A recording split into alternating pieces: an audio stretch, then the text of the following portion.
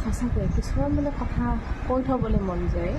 মানে ডাঙৰ হ'লে যেতিয়া ছোৱালীয়ে চাব আৰু তেতিয়া মানে ক'ব, তেতিয়া ক'ব আৰু মায়েও এনেকৈ কৈছিলে। এতিয়া সময়বোৰতো তাইৰ লগতে পাৰ হয়, তাই যেনেকৈ নাথাকক সময়বোৰ মানে খুব ধুনীয়া লাগে। এতিয়া খুব ধুনীয়া আৰু মাকৰ কাৰণে, এজনী মানে নিজৰ ছোৱালীৰ কাৰণে, নিজৰ ছোৱালীজনী যেনেকুৱাই নহওক, উৎপতীয়াই হওক বা মৰমীয়ালে হওক, নিজৰ মাকৰ কাৰণে সদায় স্পেচিয়েল। গতিকে এতিয়া সময়বোৰ বিৰাট ধুনীয়া, মানে বিৰাট ধুনীয়াকৈ গৈ আছে। তাইৰ বছৰ এতিয়া অক্টোবৰৰ 30 তাৰিখে 2 বছৰ হ'ব।